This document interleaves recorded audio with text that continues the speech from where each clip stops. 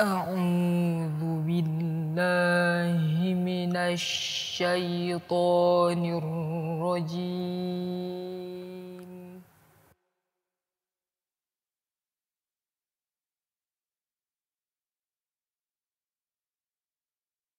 بسم الله الرحمن الرحيم.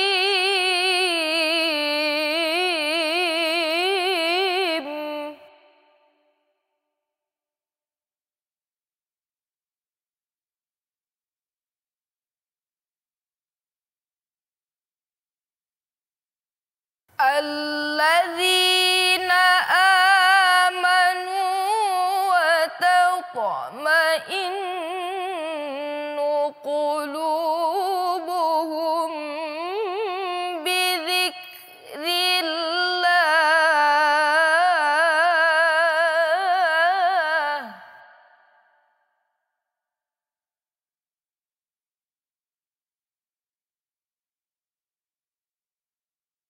ألا بذكر الله تطمئن القلوب.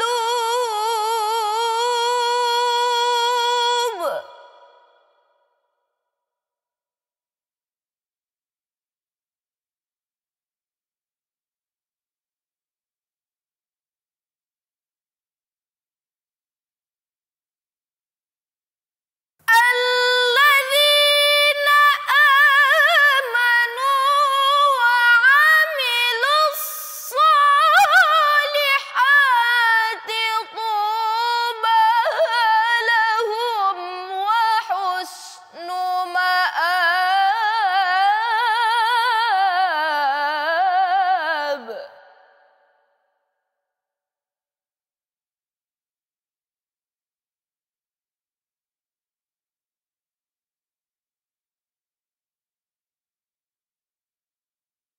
كذلك أرسلناك في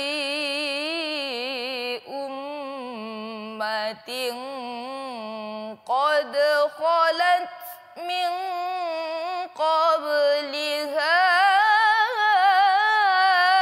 أمم لتتلو عليهم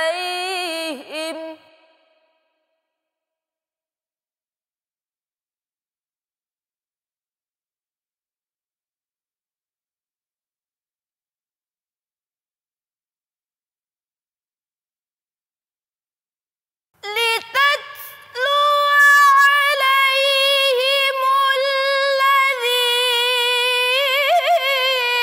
أوحينا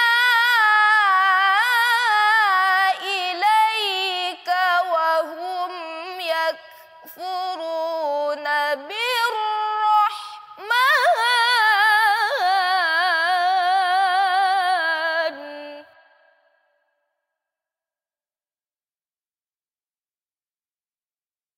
قل هو ربي لا إله إلا هو عليه توكلت وإليه متاب.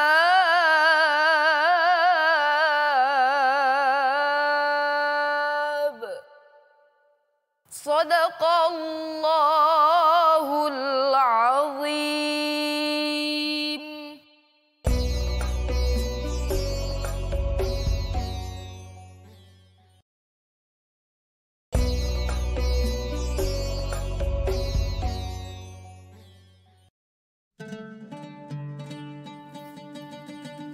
Bismillahirrahmanirrahim. Assalamualaikum warahmatullahi wabarakatuh.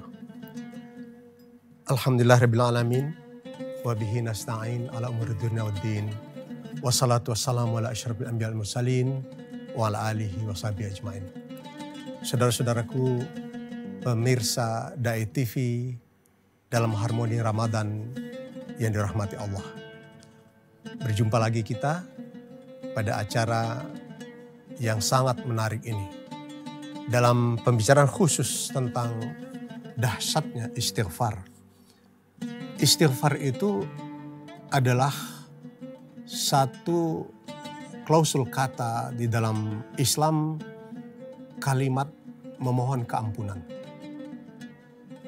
Kalau kita kaitkan dengan keberadaan bulan Ramadan ini yang disebut dengan Syahrul Maghfirah, maka ini adalah sesuatu yang amat relevan.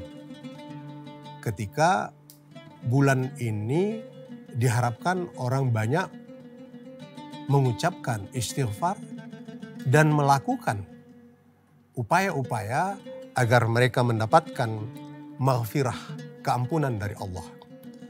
Sekali lagi saya katakan bahwa bulan Ramadan ini disebut dengan Syahrul Maghfirah, bulan keampunan. Pada satu hadis yang diriwayatkan oleh Bukhari Muslim, Rasulullah mengatakan, "Man shoma Ramadana imanan wa ihtisaban, ghufira lahu ma taqaddama min dzambi." Orang-orang yang berpuasa, tentu mereka yang beriman. Tetapi mendasarkan puasanya itu kepada iman, kepada perintah Allah, tunduk dan patuh kepada perintah Allah. Wahtisaban, ihtisab ini selalu diartikan menggunakan ilmu. Maka Allah akan berikan anugerah yang besar kepadanya, berupa ghufira lahu ma taqaddama min dzambi. Allah akan berikan anugerah keampunan terhadap dosa-dosanya yang telah lalu. Saudara-saudaraku sekalian,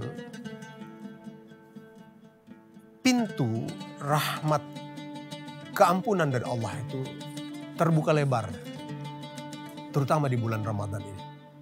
Ini barangkali berbeda dengan pejabat-pejabat yang menutup pintunya pada waktu menjelang bulan Syawal ini, menjelang hari raya.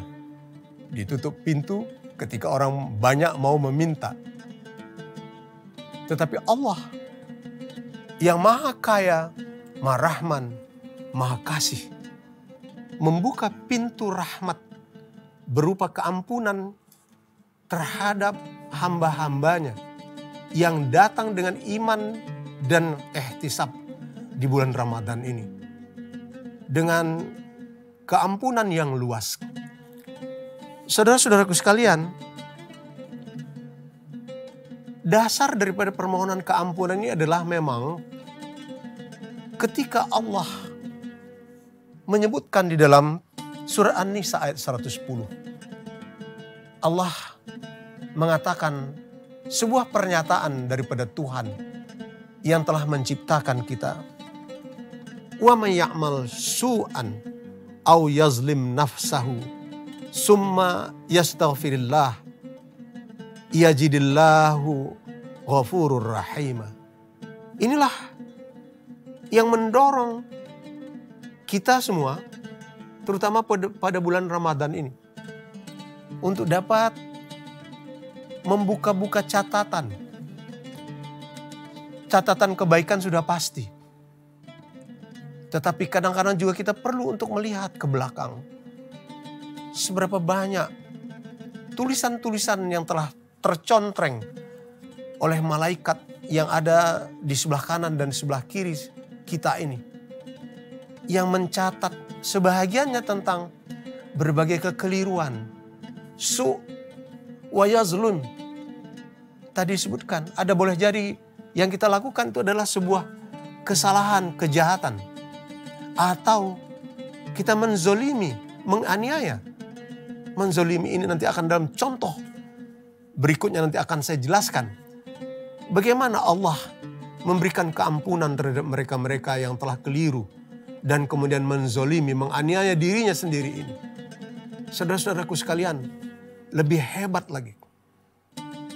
Ketika Allah menyatakan, mereka-mereka yang mau bermohon keampunan kepada Allah dengan tulus dan ikhlas, maka Allah akan mencabut azab dari diri dan dari sisi mereka sendiri. Kata Allah, "Wa ma kana Allahu liyu'adzibahum wa anta fihim Wa ma kana Allahu mu'azzibahum wa hum yastaghfirun. Allah tidak akan pernah mengazab kamu. Kamu itu bisa berdiri sendiri, bisa juga kelompok. Selagi kata Allah, kamu ada di situ. Kamu yang dimasukkan itu adalah Muhammad. Tentu saja secara jasad kita tidak akan pernah ada lagi berada dengan Rasulullah. Tetapi ayat ini menunjukkan bahwa mereka-mereka yang masih taat dan patuh kepada sunnah Rasulullah, Allah tidak akan pernah menjatuhkan azabnya. Janji yang hebat benar. Sama ketika Allah juga berjanji, Allah tidak akan mengazab mereka-mereka yang senantiasa berdoa, memohonkan keampunan kepada Allah. Saudara-saudaraku sekalian, saya akan menceritakan ada 2 kisah yang berkenaan dengan kesalahan dan kezaliman ini. Dan tidak tanggung-tanggung. Allah memberikan contoh ini kepada orang yang Dia kasihi, kepada orang yang Dia pilih. Yang pertama itu Nabi Adam. Kita kenal Nabi Adam itu adalah asal muasal manusia. Siapapun dia. Sebagaimana pada suatu ketika Rasulullah pernah mengatakan, Inna rabbakum wahid. Sesungguhnya Tuhan engkau satu. Wa antum min Adam. Dan kamu itu dari Adam. Wa Adam min turab. Dan Adam itu dari tanah. Ini menunjukkan bahwa kita memiliki sesuatu, ada kesamaan. Tuhan kita satu. Dan kemudian kita berasal dari nenek moyang kita, Adam. Dan Adam itu supaya diketahui sama dengan kita. Terbuat daripada tanah. Oleh sebab itulah maka pada suatu ketika Allah pernah memberikan sebuah hukuman kepada Adam. Ketika Adam tergoda oleh iblis. Ketika dia berada di sebuah tempat yang sangat nikmat. Surga Jannatun Naim. Pada waktu itu Allah memberikan ketentuan. Ini syariah. Ada ketentuan yang dikatakan oleh oleh Allah kepada Adam. La taqraba hadhihi syajarah. Jangan engkau dekati pohon ini. Di dalam sejarah disebutkan ini pohon khuldi. Tetapi juga dijelaskan selalu bahwa ini adalah merupakan sebuah tamsil, perumpamaan terhadap sebuah larangan yang diberikan oleh Allah. Adam dan Hawa keluar dari kenikmatan yang diberikan oleh Allah yang luar biasa. Bukankah surga itu adalah sesuatu yang tidak pernah kita bayangkan, tidak pernah juga ada di dalam mimpi kita. Tetapi Allah telah memberikan kejelasan di dalam berbagai riwayat. Di surga itu akan mendapatkan berbagai kenikmatan yang luar biasa. Allah berikan hukuman kepada kekasihnya.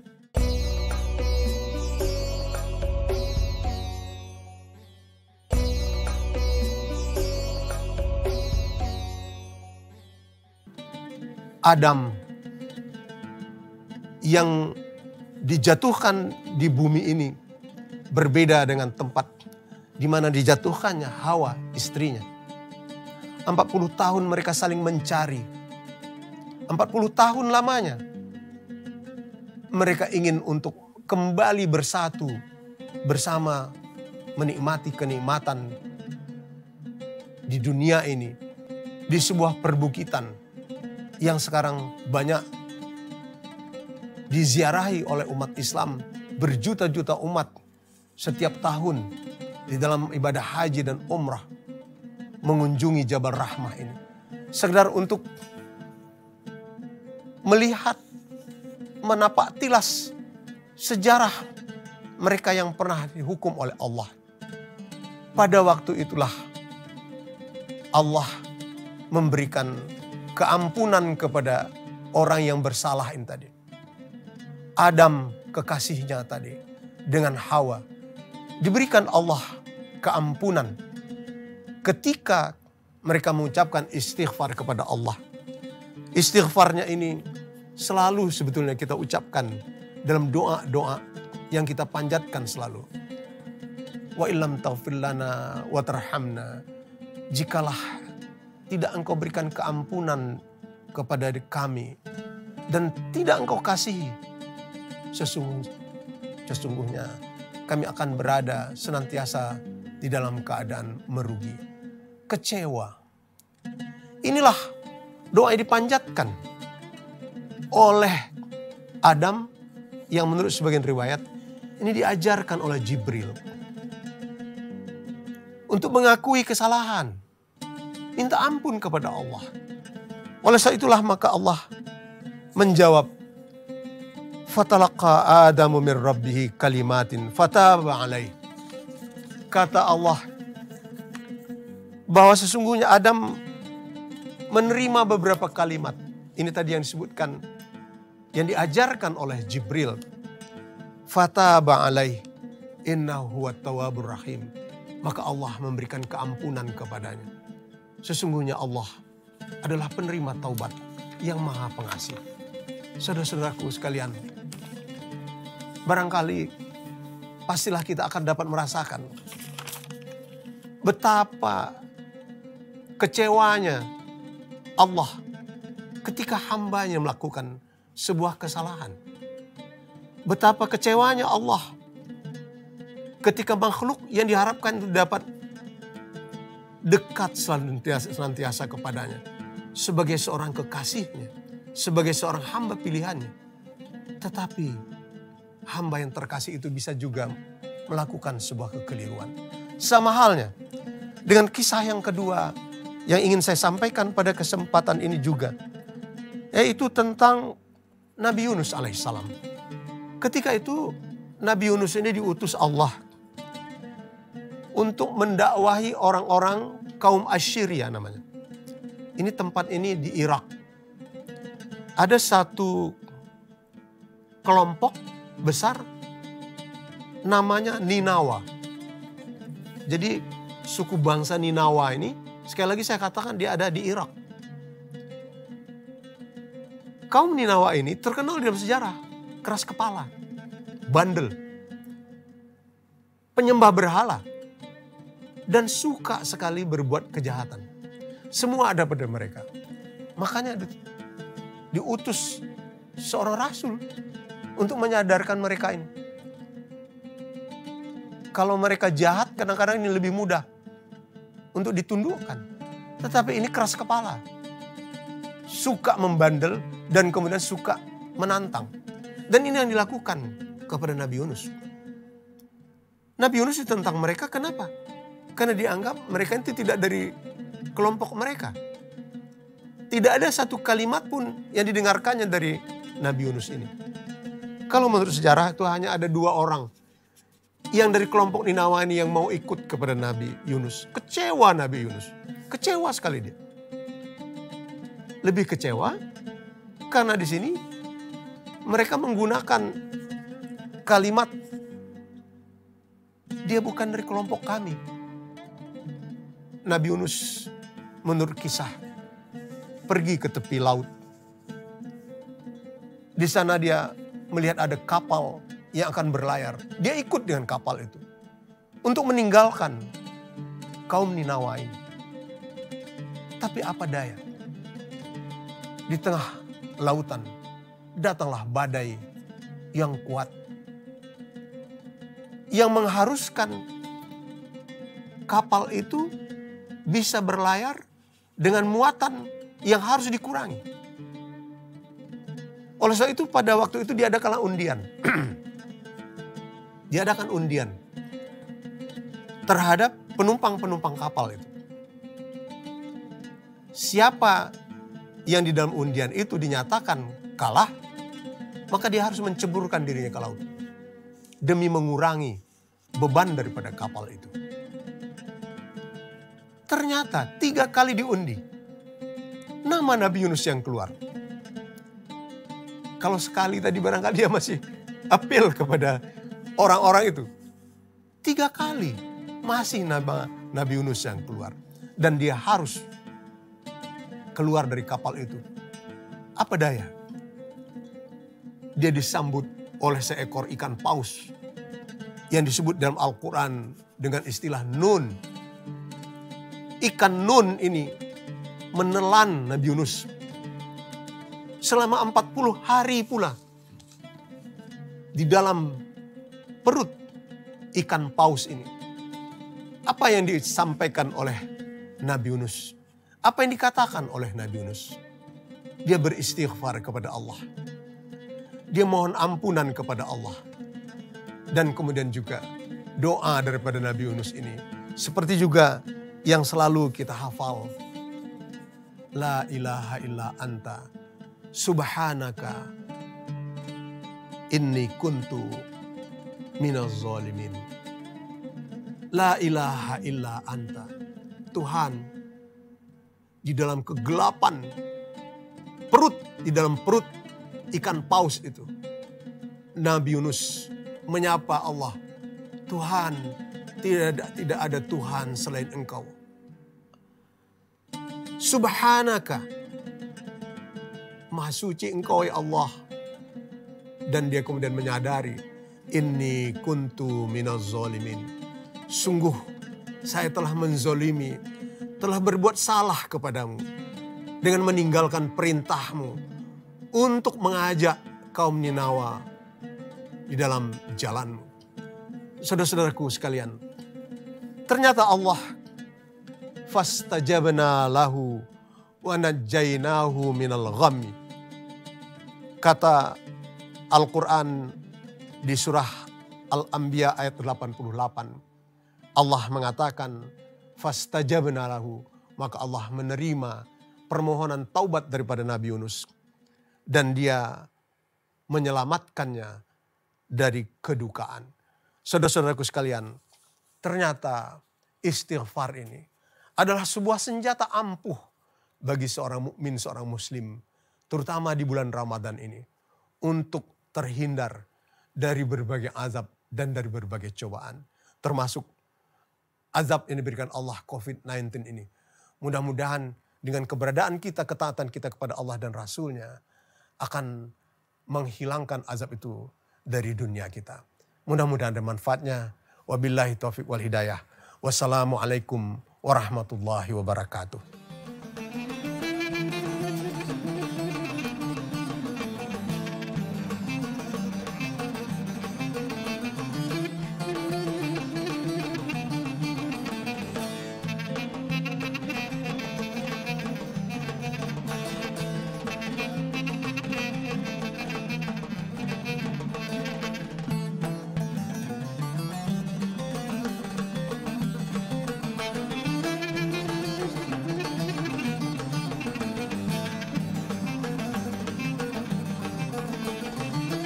Acara ini dipersembahkan oleh dan didukung oleh